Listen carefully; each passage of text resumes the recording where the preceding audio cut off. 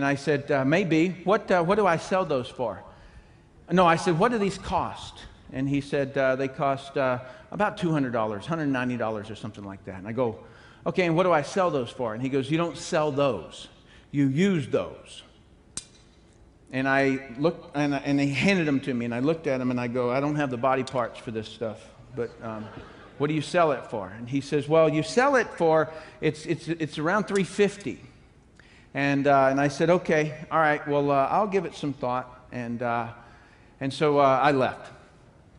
He called me back. He followed up, about 5 times or so. And then he says, he goes, is getting in the business a problem for you? And I said, yeah, it is. And he said, he goes, I figured out a way that I can get this to you for free. And I said, okay. And so I drove an hour and a half to his house. That's my second primary communication to you. When somebody's in the right time in their life, they'll drive. They'll come there, okay? Rick followed up. That's the other thing you needed to pick up on. All right, so he sat down. I sit down with him, and he goes through this, and he says, do you understand network marketing? I said, I do. And he said, he goes, have you ever seen it before? I said, no, not the way you're saying it. My history was I was working with a drug enforcement agency while I was in the EOD, Explosive Ordnance Disposal. So while I'm in the bomb squad, they come to me and they say, we've got a problem. The DEA comes to me and they say, we got a problem. All of the drug guys are putting drugs inside of refrigerators. And so our DEA guys go in there, boom, boom, boom, shooting everybody. They open the refrigerator looking for the drugs, and the drugs blow up. Okay, the bomb blows up inside the refrigerator. It blows the DEA guy up, and it blows the drugs up, and so they don't have any evidence anymore. And so they say, we need you to go in first. Really? Sounds like a heck of a job. Let me do this. And so I did. And so I would be the first guy through the door. I'd look for tripwires. I'd do a tripwire sweep, pit bull, ugly guy. You know, I would do that kind of a thing, and we would be shooting all the way in. And then I would defuse the refrigerator, and then we could open it up and get the drugs out. So while I was working undercover with the DEA, there were some things that I figured out. Where is the billboard that says, buy your cocaine here? None. So it's all by word of mouth, right?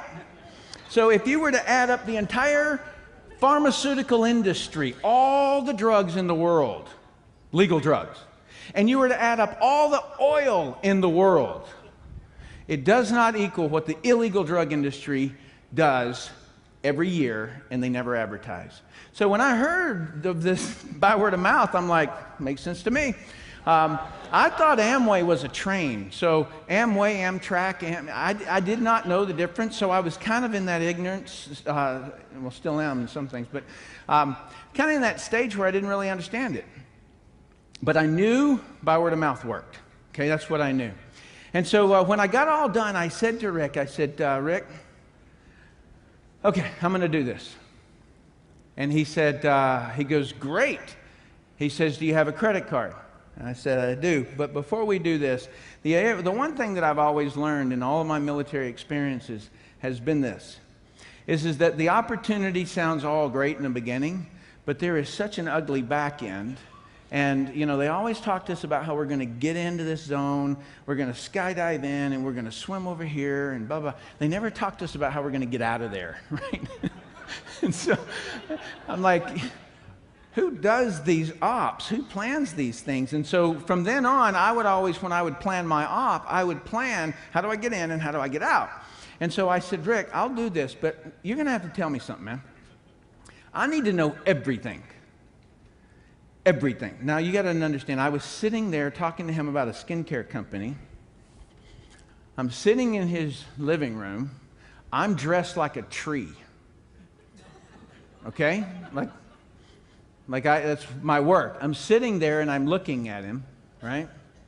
And I said, you need to tell me everything that happens in this industry. All the good and all the bad. And if you leave anything out, I will take you out. I'm not kidding you. Rick today will tell you that's exactly what I said. I'll take you out. And I meant it. Does everybody now understand when that phrase was, he don't talk much? Do you understand why? Because I just had a different attitude. People, life, meanings didn't have the same that it does today. And so that's what I said. He was obviously uncomfortable with what I just said. He babbled around a little bit, and he said, he began to talk. He began to say a couple of things. Here's what he said. He said, Tim, one of the problems you're going to have is rejection. That's a problem in it. And I said, tell me about this rejection. And he said, well, Tim, what happens is that you're going to expose the business to somebody and they're going to tell you no.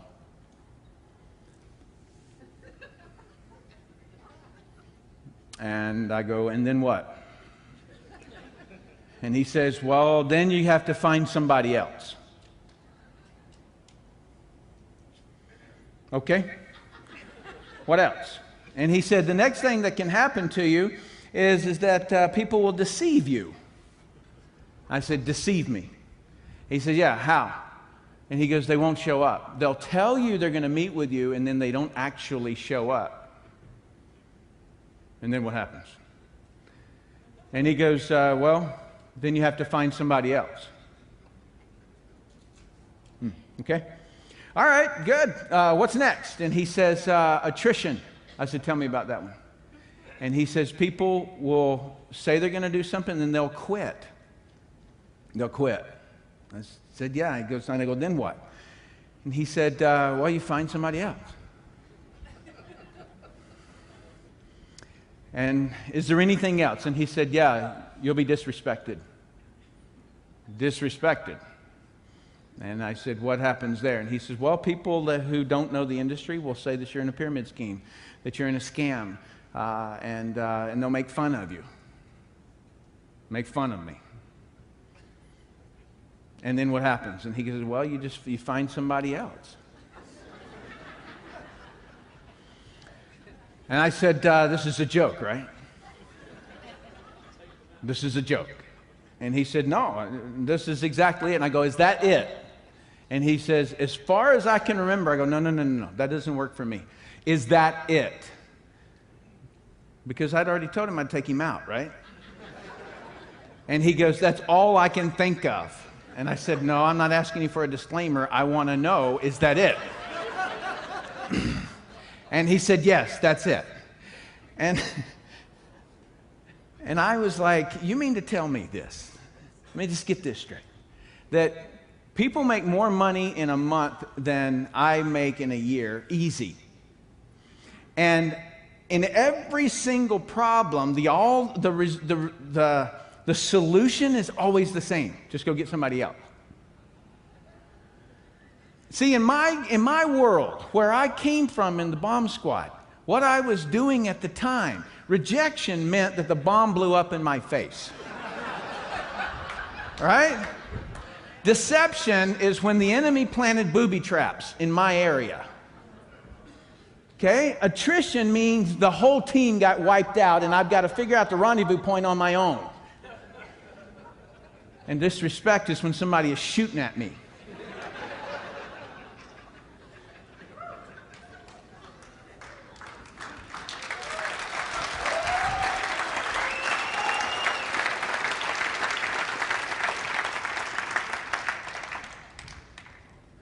I had been in the business for about 2 months. I sponsored somebody in, and she came in. She was all frazzled. She had this folder in her hand. She had papers coming out of it and all kinds of things. She was a real estate agent, and she was sitting down in front of me, and she goes, "Whew, this business is so hard."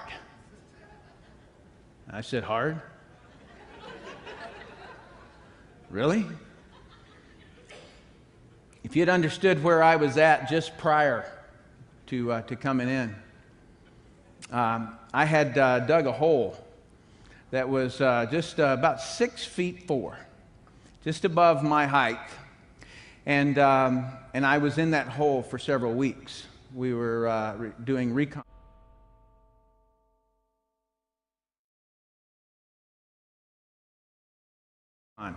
And we had a little periscope up there. So whatever I did in that hole, I lived in. Does anybody get the picture? It was a vegetarian diet I was on, fortunately, but nonetheless, it was not a pretty sight. And so I find it pretty humiliating and horrifically laughable when someone can go through this industry and somehow come out on the other side of it and go these words, it's hard. It's hard? Really? Then that tells me you've had one plush life. If this is hard, right? I sit in my chair, and my chair's got 3 buttons on it, okay? This one will move the back piece of back a little bit. And this one will slide me down so that my feet sit right on the ground. And this one right here would allow me to rock back and forth. Anybody got a chair like that? You call it hard to sit in that thing? You stand up with your elbows like this for a week, and you do everything that you do. In other words, you know how you go to the bathroom? You don't get to go to the bathroom. You just sit right there and go to the bathroom. And then when you have to urinate, you do that too. And when you have to get a drink of water, sorry. And when you're hungry, there's this little tiny thing that's green. It's about this big. It's called MRE. Meal ready to eat, meal ready to exit is what we call it, nicknamed. And you open this thing up and you eat it, and it is horrific. All right? That's what we did. And so somehow when people tell me, Tim, this is so hard, I say, are you joking? This is not hard at all. So can I just get everyone's agreement for just a second for you to step back out of your very difficult world? And just ponder this one little thing. You sit on your butt. You make a phone call. Anytime you want a peanut butter sandwich, you can just go upstairs and get it. Anytime you want a drink of water, you just go get it. And it's fresh water. And you can even have it reverse osmosis if you want to. You should be ashamed of yourself if you ever in your life say this is hard.